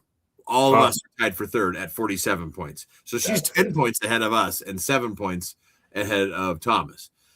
Now, in the semis, if you get that right, those games are worth 16 points, which most of us are probably only get 8 if the Griz win, because most of us had Tarleton and North Dakota State and other things, but she doesn't, so she can still keep winning on us like that. And then, of course, the final game, national championship, you get that right, you get 32 points. But she asked me, because during Thanksgiving, I just had all my family do one. Yeah, and she's like, I only know the Griz because my grandfather, her dad, played for the Griz, right, back in the 50s, and is in the Hall of Fame there, and then actually helped coach for a little bit, and then played basketball and cross country and baseball and all that stuff. So, but she was just like, I don't watch anything. I just watch the Griz. And I'm like, well, just do the best you can. And she gave it to me, and she's like, is this good? I'm like, yeah, sure, looks good. And just, I don't even know who she has. Yeah. So I have no clue who she has in the national championship game. Oh, so shoot. That's on my other computer. I was like, oh, I that's brought what we it do. Yeah. But I know she has the Griz, but yeah, I think she has the Griz and the Natty. So yeah, that's funny. I think she has, gosh, I'm not 100% sure if she has. I want to say Nova and the Griz. Hang on. We're going to find out real quick, because this is just going to take a second. I can find out very quick, actually, because I just realized I have them all right here. So let's just take a peek. Okay. McKenna. Crystal. All right. Oh, so I was wrong. So she has Villanova winning and Montana winning. So Villanova and Montana going to the national championship with Montana winning the whole thing. Nice. And I was worried because she didn't put a score down, for the tiebreaker. But if she's right, there's no tiebreaker needed, man. She's going to win the whole damn thing by a landslide. So that's awesome. And Mama Healy's going to be getting, what was that? I say a hoodie for the championship. Yeah, hoodie. Yeah, hoodie of her choice. So that's cool. Yeah, that's pretty awesome. That's cool, man. That's cool. We have one final question. We have a lot more, I think, on here though. Do we? Did I just think so? All right. Jamie Robinson had one. Did you get that? Oh, I missed it. All right. You there's a lot of them here, I think. Okay. Got, so then I was trying to screenshot. So there's a lot in the last couple hours. Oh, okay. Then I missed those because yeah. You got them up. I got them right here. Do you have one more? Do you have one more? You said I have one more here. So this is from let's see here. Yeah. Oops. I got to get to the right one here. Sorry. Sometimes I get them texted to me and stuff. So, all right.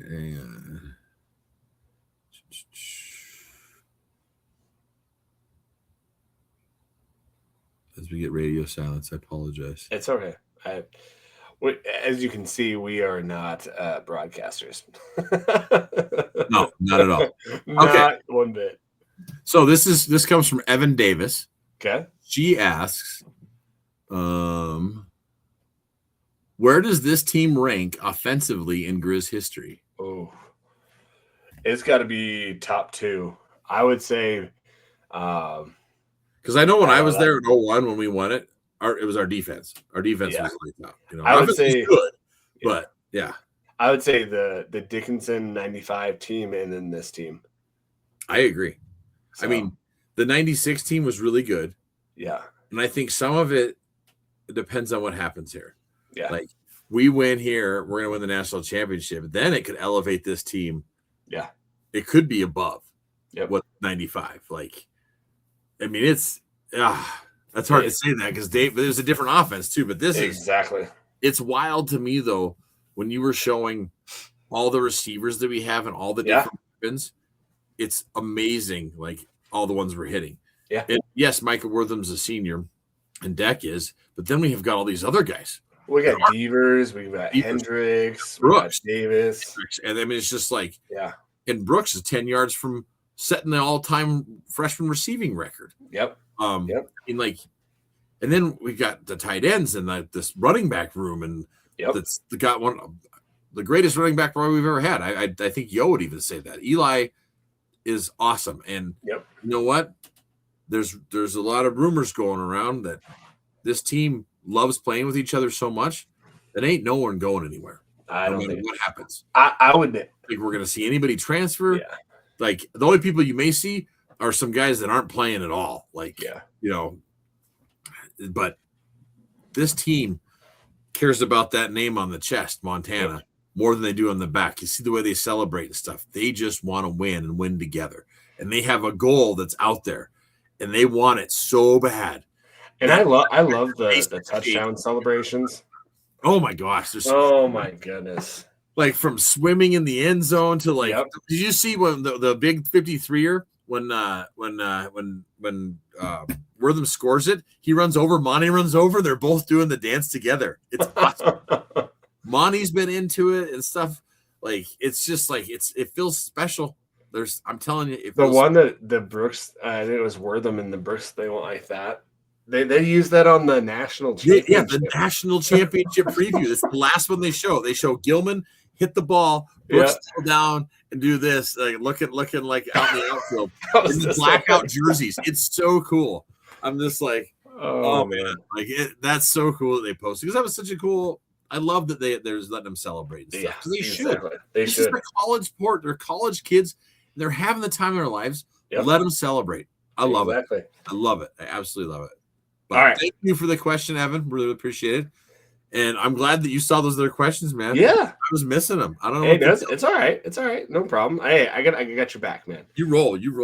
Jamie Robinson at Go Griz 78. We have the dudes, but Bozeman is a hostile environment with no discipline. How strong is this team mentally? Are they going to need to be laser focused? I think they're already laser focused. Yeah. I think that this team is on another level of determination and laser focus that I don't think they need to be told, hey, watch out. No.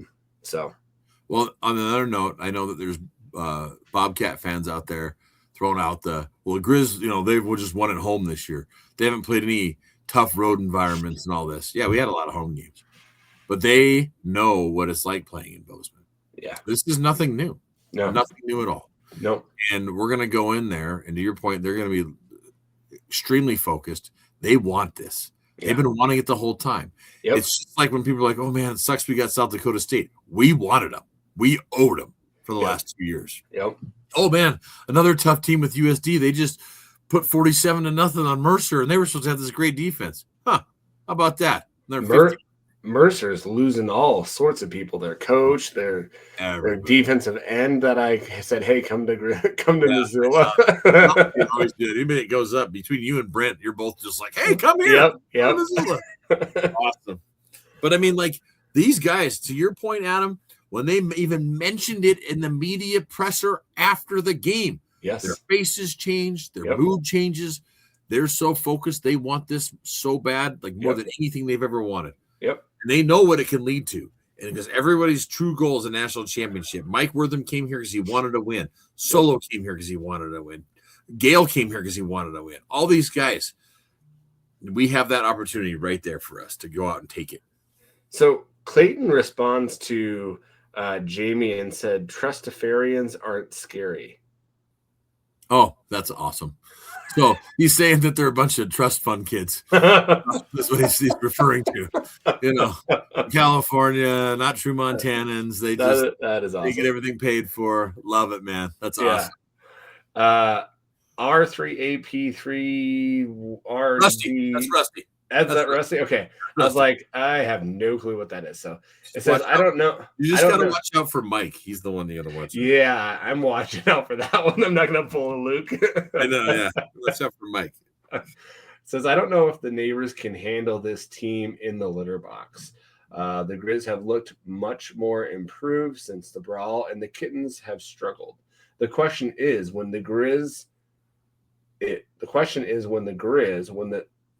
does the Great Divide Trophy come home? F2C, and let's get ready for the Super Brawl. And I think we kind of mentioned that, hey, that's probably not coming back to us. We agree it should come to us, but yeah. I don't think it's going to come. I just don't think they're going to let them. Like, just ridiculous, but yeah. Ashley Portnell, can we go into the litter box and finally just beat the cat? I have all the web reasons why we can't win in Bozo land. Go Griz. Aiden Richards says FTC. Royce Bidwell, it's possible. He played 1 year. And that's when we were going back and forth about. Wait, Aiden had more than that, than just FTC. Did he? I'm not seeing it there. Maybe it's up here. I think it's up farther. Oh, okay. It says Fontenoti fan 745. More surprising loss, Tarleton or UC Davis? Bozeman is slightly closer to the both of you. Make the trip. Love and appreciate the show, guys. I wasn't flying out at 5 a.m. I'd make that trip. But. Yeah, and I can't. There's some things that I have to do, and it's also though I hate that freaking place, and I don't want to go there. Yeah. So. I just don't trust myself for what would happen. I think to the surprising loss, Tarleton. I agree. Just the way that they did that and how close it was. And they were up, and I thought they had it. And then I actually shut the game off, turned it back on, and went, "Oh my God, Nova's going to win this thing!" Yeah. So, yep.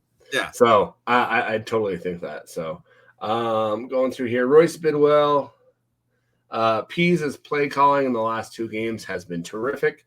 How can offense play calling be inconsistent game to game? To what extent does Houck control what Pease calls? I feel like Houck has 100% has to give 100% Pease play calling freedom, and if he already hasn't done, he has to do it. I think he's giving it to him. I think, yeah. I don't think it's not necessarily Houck saying, "Hey, I'm going to override you." I think they were just, unfortunately, I think they were kind of just leaving stuff in the bag for the playoffs. Well, I do think, like, against, like, what was it, Eastern? Yeah. I think Houck goes, "Hey, vanilla it down." I think there's times he says, "Hey, just slow it down." Yep. Because there's other times, too, like, I know Houck said, like, Pease will make the call, and he just hears it, and he's like, "Oh, yeah, this is going to be awesome." And he's already putting his hands up because he knows that they've been practicing it. Yep. You know, so. Zachary Lord, what a gauntlet the Griz are running. This is a team that rises to the occasion. If there is a team that can take down MSU and Bozeman, it's this one. I agree. It's this team. Yep. Like, we're the ones that can do it. Yep. Aiden Richard. There's actually a bunch of Jack fans I've noticed all of a sudden posted on X going, "Hey, you guys can do it. We're rooting for you." Like, a lot of them that we just beat are rooting for us now to go beat the Cats. I hope so, man. It's going to be awesome. Aiden Richard says, "Thanks for the birthday shout out last week, guys. I'm really looking forward to having another shot at the Cants." I love that. Love that. I'm feeling very confident about this game, considering the Griz team to just keep getting better and better, while the neighbors seem to just be sputtering a bit. FTC. So fire the cannon. That's right. Let's see. I agree with you, though. Like, they are. Like, they're just they're again, we talked about that infighting and stuff. They're having stuff where we are playing like a true team and stuff, and just playing so good. Bridger Lord, he said, "Holy crap, we need to talk about the lateral pass. Did Pease just break the offense as we know it?" I love that. That was funny because I think during the game, Scooby was the same thing. He goes, "What the hell did I just see?" I was like, "What? That was that? Was that? What are we we just do there? Like, yeah. Awesome. Well, I saw him pulling up. When I saw, I was like, what is he doing? Like, what? And he's like, I see the ball, and I'm like, whoa, what? Well, we've been wanting to give Wortham a chance to throw the ball. Oh yeah, he did. And you know, a backwards pass like that, man, it's just like, oh my God, it all has to work out great, because if it doesn't, you could have a mess on your hands too. Yep. But it worked out perfect. Eli was wide open. Did you see afterwards too? Eli did the Peter Pan under the thing. Like, you know, that's his go-to. That's his go-to first down. I love it. I love that under the chin. That was awesome. Bridger Lord again says, do the Grizz need to change schematically for Bozeman 2.0, or does our progress and momentum over the past 2 games compared to the Cats' digression struggles over the past 2 games just mean that let's play our game? I think it's not something that we're going to schematically change, but we're already schematically changing it with the Loud back. I think that you're going to see some different things, but it's not us changing it. It's just us having the guys back that we're going to be playing a little bit differently. Well, I think, like you mentioned earlier, I think that first game we played a little not to lose. Yeah. And, you know, don't make mistakes. Yep. And because it was like, you know, the perfect season was on the line and all this. And it was almost like, so I referenced this. This team, someone else posted this. It reminds me of the 85 Bears. They're out there crushing teams and all this stuff, and all of a sudden they lose to Miami, of all teams, towards the end of the season. Yep. They shouldn't have. But that loss was the greatest thing that happened, because it took all the pressure off them, and then they went through the playoffs and then into the Super Bowl and just crushed everybody. I mean, it was just like, and that's how it's happened here. It was like we have this tight loss, and it was just like, oh my God, the pressure's off. Pressure's off. Okay. Yep. You can rest for a few weeks. Now let's go and just hammer people. And we get South Dakota State. People are worried, and we just beat the shit out of them. And then we get USD. Oh, my God, you know, they beat South Dakota State, and they just killed Mercer, and then we just beat the hell out of them. So it's like, bring it, man. We just – if you want to be the best, you got to beat the best. And so that's what we're doing, you know. I'm having a hard time holding these alligators down right now. Woo! Like Ric Flair, man. Exactly, right? One other thing. There was no more questions, but our poll question about the poll question. Yes. So we put on Twitter, we had a question about the pod about the South end zone guys that took their shirts off. I put on there 3 of the names and then just others, and please put your comments in. Unfortunately, no one put comments in there, but we do have some votes. So one of them was Father Figure Fans. That got 0%. Okay. Dad Bod Shirtless Squad got 26%. And the winner with 74% is Belly Bros. That's the one I voted for, is Belly Bros. I like that. Yeah. The others didn't get any, the 0% too. So Belly Bros won. So that's awesome. Yeah, man. Thanks, guys, for the questions and also voting on the poll. We love to communicate and get with you guys. So we love that when you interact with us. So, but oh my goodness, we got to wait 6 days. I know it's going to take forever. I'm just like, whew. I was just rewatching that again when Houck runs and jumps onto the team and stuff. Oh, yeah. You don't see old Meatless doing that, do you? Vegan? Meatless. Hey, over or under or percent? Give me a percentage. When the Griz beat the Cats, how many days does it take Vegan to leave? Oh yeah. Well, the wild thing was I thought he might be up for that Wazoo job, and he's not. Obviously, he's not. They just hired the Missouri State's. University of Missouri's offensive coordinator. Yeah. Utah's open there. I don't think he's going to leave. I don't think he's leaving. I think Utah's open. That could be. I don't think he's leaving now. Like, I don't know. It's so weird though, because the way the locker room's all weird and stuff. Yeah. I don't know, but it'll be nice just to not have to talk about them anymore. No, I know, right? Yeah. I can't wait to go beat their ass. Like, I know there's going to be Cat fans watching. Like, hey, you're pretty confident. That's right. We are confident. We're coming for you. We are confident it's going to happen. We're coming for you. We are. You're on notice. Yeah. You've been put on notice. Exactly. Yep. This team is just, they can't. I mean, this is what we wanted. We wanted this. We wanted this. It came to fruition. We did what we needed to do, put 250 burgers on people. What an opportunity we have. God dang, this is awesome. Like this, I love it. Well, and Luke and I, we were discussing if we win, when we win, we're going to try to do a live podcast. Oh, yeah. So on Saturday. So we will definitely, we'll get a time and we'll send it out to people when or on our Twitter. Throw it out on X and stuff, and then you can actually join this then. And comment and chat. It'll be live on YouTube, right? It'll be live on YouTube. On the FCS Fans Nation channel. Is that right? Yep. Right there, So we'll do that. We'll get that set up when we win and come on and celebrate with us. Oh man, it's gonna be awesome. Gosh, it's gonna be great. 42-24. That's what I love. 42-28. I'll take 42-28 too. I don't care. We're just fine with me. Just fine with me as long as we win. As long as our score is bigger than theirs at the end of the game, that's all I care about. Exactly. Gosh, this week's gonna take forever. I know, right? But guys, like always, we appreciate you. We appreciate the listening. We appreciate your comments, questions, everything that you guys do. We are blown away by just the support of the podcast and just how much you guys like the podcast, but also just interact with us. It's amazing. So, and for those of you going to Bozeman, Bos Angeles, the neighbors, litter box, be safe. Yeah, be safe over there because things can get out of hand, and so be safe. Just be careful. So. But as always, go Griz. Hell yeah, go Griz, FTC. That's right.